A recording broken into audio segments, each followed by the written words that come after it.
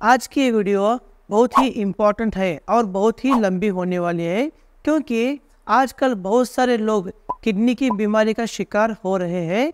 इसी सिलसिले में हम डिटेल से बात करने वाले हैं। तो आज की इस वीडियो में हम बात करने वाले हैं कि क्रोनिक किडनी फेलियर होना क्या होता है, किडनी फेल होने के चरण कितने हैं, किडनी फेल होने के लक्षण क्या है, किडनी फेल होने के कारण कौन से हैं, किडनी फेल होने से बचाव कैसे करें, किडनी फेल होने का परीक्षण कैसे किया जाता है, किडनी फेल होने का इलाज क्या है और किडनी फेल होने के रिस्क एंड कॉम्प्लिकेशंस के बारे में भी हम बात करने वाले हैं। तो चलिए दोस्तों स्टार्ट करते हैं। मैं हूं डॉक्टर पठान और मेरे चैनल में आपका बहुत बहुत स्वागत है। सबसे पहले हम बात करने वाले हैं कि क्रोनिक किडनी फेल होना क्या होता है। जब कई वर्षों तक धीरे धीरे किडनी की काम करने की क्षमता कम हो जाती है तो उसे क्रोनिक किडनी फेल होना कहा जाता है। इस बीमारी का लास्ट स्टेज हमेशा के लिए किडनी का फेल होना ही होता है। क्रोनिक किडनी फेल होने को chronic renal failure, chronic renal disease या क्रोनिक किडनी फेल्यूर के रूप में भी जाना जाता है। जब किडनी की वर्किंग कैपेसिटी स्लो होने लगती है और स्थिति बिगड़ने लगती है तब हमारे शरीर में बनने वाले वेस्ट मटेरियल्स और लिक्विड्स की क्वांटिटी कुछ डेंजर लेवल तक बढ़ जाती है। इसकी ट्रीटमेंट का उद्देश्य बीमारी को रोकना या धीमा करना ही होता है।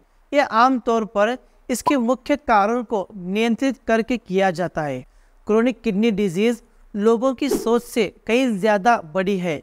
जब तक यह बीमारी शरीर में अच्छी तरह से फैल नहीं जाता तब तक इस रोग का या इसके सिम्टम्स के बारे में कुछ भी पता नहीं चलता। जब किडनी अपनी कैपेसिटी से 75% कम काम करती है तब लोग यह महसूस कर पाते हैं कि उन्हें किडनी की बीमारी है। बात करते हैं किडनी फेल होने के चरण के बारे में। Stages of chronic kidney disease यानी कि CKD। किडनी फेल होने को 5 चरणों में यानी कि स्टेजेस में बांटा गया है।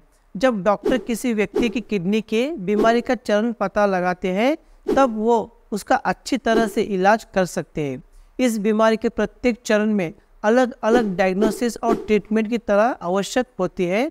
स्टेजेस एक्सप्लेन करने से पहले हम ये जान लेते हैं कि ग्लोमेरुलर फिल्ट्रेशन रेट GFR क्या है। GFR किडनी की कार्य यानी कि वर्किंग कैपेसिटी को मापने का सबसे अच्छा तरीका है। GFR एक संख्या है जो किसी व्यक्ति की किडनी की बीमारी के चरण को समझने के लिए इस्तेमाल किया जाता है। व्यक्ति की एज, रिलीजियन, सेक्स और उनके सेरम क्रिएटिनिन का उपयोग करके एक गणित सूत्र बनता है जिसके द्वारा GFR की गणना की जाती है। सेरम क्रिएटिनिन के स्तर को मापने के लिए डॉक्टर ब्लड इन्वेस्टिगेशन करने के लिए कहते हैं। सेरम क्रिएटिनिन एक वेस्ट प्रोडक्ट है जो मांसपेशियों द्वारा की जाने वाली गतियों से निकलता है। जब किडनीज अच्छी तरह से काम करते हैं तो ब्लड से क्रिएटिनिन को अच्छी तरह से साफ कर देते हैं। जैसे ही किडनी की काम करने की शक्ति धीमी हो जाती है वैसे ही ब्लड में क्रिएटिनिन का स्तर बढ़ जाता है। प्रत्येक चरण के लिए क्रोनिक किडनी डिजीज और GFR के 5 प्रकार है। चरण 1 नॉर्मल और हाई GFR यानी कि GFR ये 90 से भी ज़्यादा होता है। चरण 2 में माइल्ड क्रोनिक किडनी डिजीज यानी कि GFR इज इक्वल टू 60 और 89 ml पर मिनट हो सकता है। चरण 3 A moderate chronic kidney disease. चरण 3 B मॉडरेट किडनी डिजीज। चरण 4 है सीवियर क्रोनिक किडनी डिजीज और चरण 5 और फाइनल स्टेज है final stage chronic kidney disease. एक बार जब आप GFR को समझ लेते हैं तो आप किडनी की बीमारी का चरण फिक्स कर सकते हैं। अब बात करते हैं किडनी फेल होने के लक्षणों के बारे में। Symptoms of chronic kidney disease. Chronic kidney failure acute kidney failure के ऑपोजिट एक धीरे धीरे बढ़ने वाली बीमारी है। यहाँ तक कि अगर एक किडनी काम करना बंद कर देती है तो दूसरी किडनी सामान्य रूप से कार्य कर सकती है। इसके लक्षण तब तक दिखाई नहीं देते हैं जब तक यह बीमारी अपने एडवांस्ड स्टेज में नहीं पहुंच जाती है। इस चरण में बीमारी से हुई किडनी डैमेज को ठीक नहीं किया जा सकता है। ये बहुत इम्पोर्टेंट है कि जिन लोगों में किडनी फेल होने की ज़्यादा चांसेस हो उन्हें अपने किडनी की रेगुलर चेकअप करानी चाहिए। बीमारी का शुरुआत में ही पता चल जाने पर किडनी में होने वाली सीवियर डैमेज को रोका जा सकता है। किडनी फेल होने के सामान्य लक्षणों में शामिल है, पहला है एनीमिया यानी कि खून की कमी होना, दूसरा है पेशाब में खून आना, तीसरा है पेशाब का रंग गहरा होना, चार है मानसिक सतर्कता में कमी होना यानी कि डिक्रीज्ड मेंटल अलर्टनेस, पांचवा सिम्टम है पेशाब की मात्रा में कमी आना, छठवां सिम्टम है एडिमा यानी कि सूजे हुए पैर, हाथ और टखने। एडिमा के गंभीर होने पर चेहरा सूज जाता है।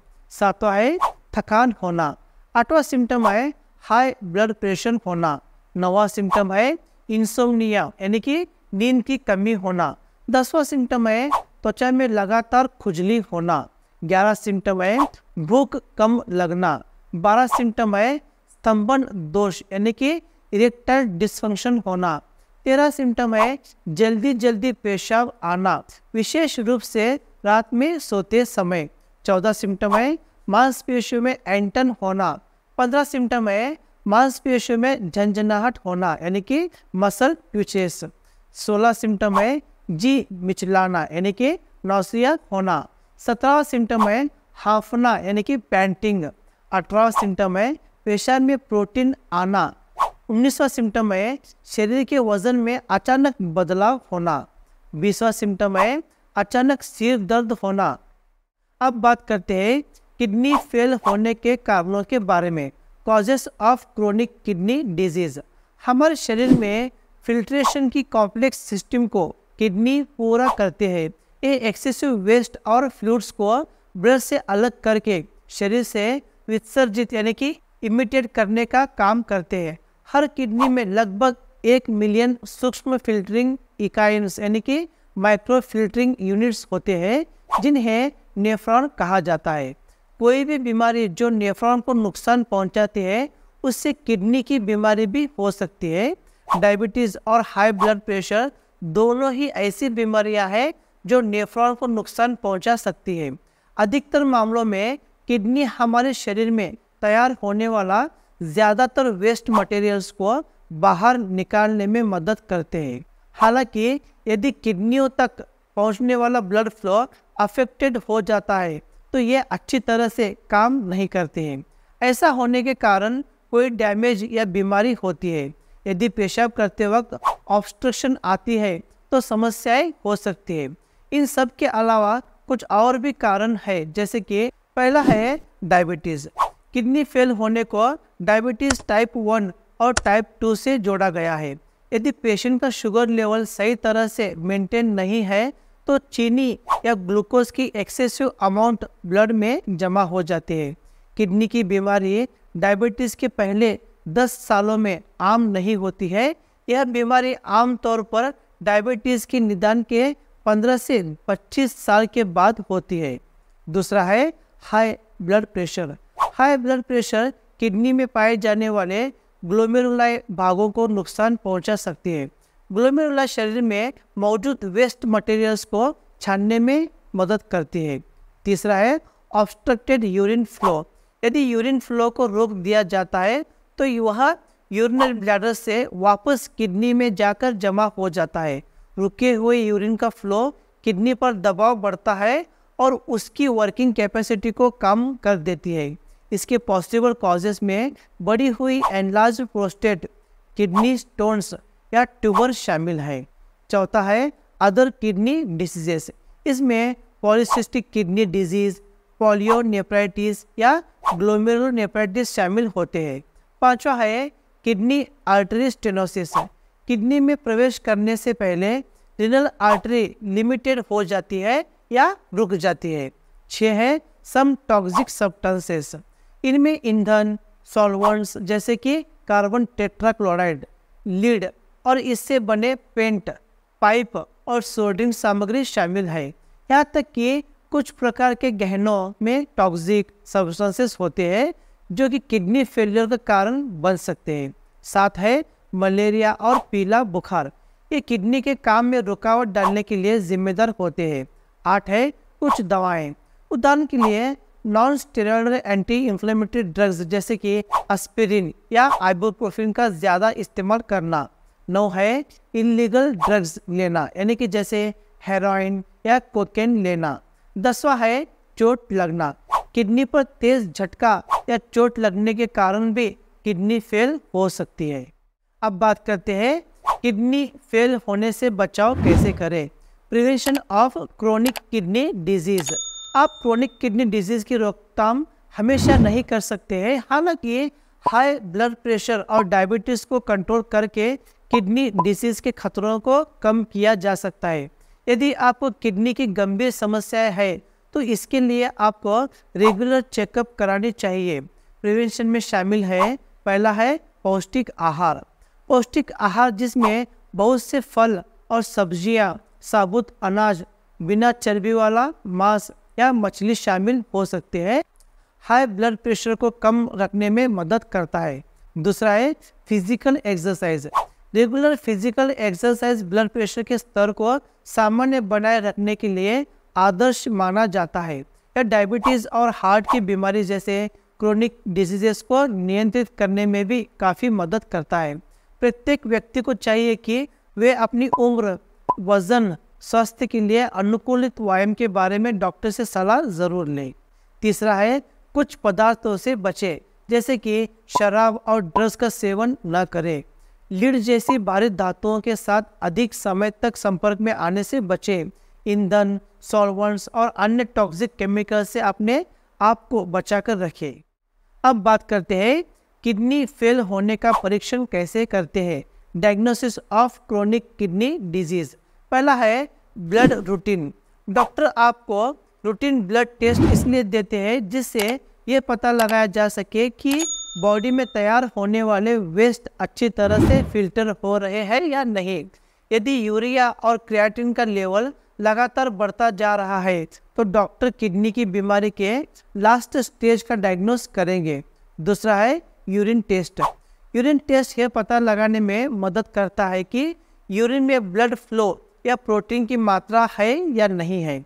तीसरा है किडनी स्कैन। किडनी स्कैन में मैग्नेटिक रेजोनेंस इमेजिंग यानी कि MRI स्कैन शामिल है, कंप्यूटेड टोमोग्राफिक स्कैन यानी कि CT स्कैन शामिल है या अल्ट्रासाउंड भी शामिल हो सकते हैं। इसका उद्देश्य यह निर्धारित करना है कि यूरिन फ्लो में कोई रुकावट आ रही है या नहीं। इन स्कैन के द्वारा गुर्दे के आकार का अनुमान मिल जाता है। किडनी की बीमारी के आरंभिक चरणों में किडनी का आकार छोटा और असामान्य हो जाता है। चौथा है किडनी बायोप्सी। इसमें किडनी टिश्यूज़ का छोटा सा नमूना लिया जाता है और सेल्स की डैमेज की जांच की जा सकती है। पांचवा है छाती का एक्सरे। इसका उद्देश्य पल्मोनरी एडिमा जो फेफड़ों में लिक्विड पदार्थ बनाए रखते हैं, इनकी जांच करना होता है। 6 है GFR। GFR एक ऐसा परीक्षण है जो ग्लोमेरुलर फिल्ट्रेशन रेट को मापता है। ये अब बात करते हैं किडनी फेल होने के इलाज के बारे में। Treatment of chronic kidney disease. Chronic kidney disease का अभी तक कोई इलाज उपलब्ध नहीं है, हालांकि जो इसके लक्षणों को नियंत्रित करने, कॉम्प्लिकेशंस को कम करने और रोग को बढ़ने से रोकने में मदद कर सकते हैं। जैसे कि पहला है एनीमिया का उपचार। हीमोग्लोबिन लाल रक्त कोशिकाओं में यानी कि RBCs में पाया जाने वाला एक पदार्थ होता है जो ऑक्सीजन को शरीर के सभी अंगों तक पहुंचाता है। शरीर में हीमोग्लोबिन की मात्रा कम हो जाने पर रोगी को एनीमिया हो जाता है। जो लोग किडनी की बीमारी के साथ एनीमिया से ग्रसित होते हैं उन्हें रक्त चढ़ाने की आवश्यकता पड़ती है। आमतौर पर किडनी की बीमारी से ग्रसित व्यक्ति को आयरन सप्लीमेंट्स या तो हर रोज फेरस सल्फेट गोलियां के रूप में या कभी कभी इंजेक्शन के रूप में लेने पड़ते हैं। दूसरा है फॉस्फेट बैलेंस। किडनी के मरीज अपने शरीर से फॉस्फेट की मात्रा को पूरी तरह से निकालने में तैयार नहीं होते हैं। ऐसे पेशेंट्स को सलाह दी जाती है कि वो अपने आहार में फॉस्फेट का कम से कम इस्तेमाल करें। मरीज डेयरी प्रोडक्ट्स, रेड मीट, अंडे और मछली का सेवन ना करें। तीसरा है विटामिन डी। किडनी के पेशेंट्स में विटामिन डी का लेवल बहुत कम होता है। विटामिन डी हेल्दी बोन्स के लिए बहुत महत्वपूर्ण होते हैं। विटामिन डी हमें सूरज और फूड्स से मिलता है। यह पहले किडनी द्वारा सक्रिय होता है, तब शरीर इस विटामिन का इस्तेमाल कर सकता है। रोगियों को इस बीमारी में अल्फा कैल्सिडोल या कैल्सिट्रोल दिया जाता है। चौथा है high blood pressure. Chronic kidney रोगियों में हाई ब्लड प्रेशर एक सामान्य समस्या होती है। यह महत्वपूर्ण है कि ब्लड प्रेशर का लेवल नॉर्मल बना रहे, जिससे किडनी को होने वाले खतरों को कम किया जा सकता है। पांचवा है फ्लूइड रिटेंशन। जिन लोगों को किडनी का रोग होता है उन्हें किसी भी तरह का फ्लूइड पदार्थ लेने से पहले सावधानी बरतनी चाहिए। यदि मरीज के किडनी ठीक से काम नहीं करते हैं तो उसके शरीर से लिक्विड पदार्थ बहुत तेज़ी से बनने शुरू हो जाते हैं। इसके लिए ज़्यादातर मरीजों को लिक्विड पदार्थ लेने से रोक दिया जाता है। 6 है स्किन इचिंग। एंटीहिस्टामाइन जैसे क्लोरफेनामाइन खुजली के लक्षण को कम करने में मदद करते हैं। 7वां है एंटी सिकनेस मेडिकेशन। बीमारी को रोकने वाली दवाइयाँ। किडनी के ठीक तरह से काम न करने पर मरीज के शरीर में विषैली पदार्थ बनने शुरू हो जाते हैं। इससे रोगी बीमार मतली महसूस कर सकता है। साइक्लाइजिन या मेटाक्लोप्रामाइड जैसे दवाइयाँ इस बीमारी में मददगार होती है। 8 है आहार। किडनी फेलियर के प्रभावशाली उपचार के लिए उचित आहार का सेवन करना बहुत महत्वपूर्ण होता है। जैसे कि ऊपर बताया गया है कि आहार में प्रोटीन लेना बंद करने से रोग को बढ़ने से रोका जा सकता है। ऐसे आहार लेने से मतली के लक्षण भी कम हो जाते हैं। हाई ब्लड प्रेशर को कंट्रोल रखने के लिए नमक का सेवन सही मात्रा में करना ज़रूरी होता है। समय के साथ पोटेशियम और फास्फोरस के सेवन को भी धीरे धीरे बंद कर दिया जाता है। 9वां है non steroidal anti inflammatory drugs जैसे एस्पिरिन या आइबुप्रोफेन जैसी दवाइयों से बचना चाहिए और सिर्फ डॉक्टर के ओपिनियन पर ही इन्हें लेना चाहिए। अब बात करते हैं लास्ट स्टेज के किडनी फेलियर के ट्रीटमेंट के बारे में। ऐसा तब होता है जब किडनी नॉर्मल कैपेसिटी से 10 से 15% कम काम कर रहे होते हैं। अभी तक किए गए उपायों में जैसे कि दवाइयाँ, आहार और इसके मुख्य कारणों को कंट्रोल करने वाले ट्रीटमेंट कुछ समय के बाद इस बीमारी के लिए सफिशिएंट नहीं होते हैं। लास्ट स्टेज में पेशेंट की किडनी वेस्ट और लिक्विड पदार्थ अपने आप शरीर से बाहर नहीं निकाल पाती है। ऐसी स्थिति में रोगी को डायलिसिस या किडनी ट्रांसप्लांट की आवश्यकता होती है। ज़्यादातर डॉक्टर्स जहाँ तक पॉसिबल हो सके डायलिसिस या किडनी ट्रांसप्लांट की आवश्यकता को लंबे समय तक टालने की कोशिश करते हैं, क्योंकि इससे रोगी को गंभीर कॉम्प्लिकेशंस का सामना करना पड़ सकता है। पहला है किडनी डायलिसिस।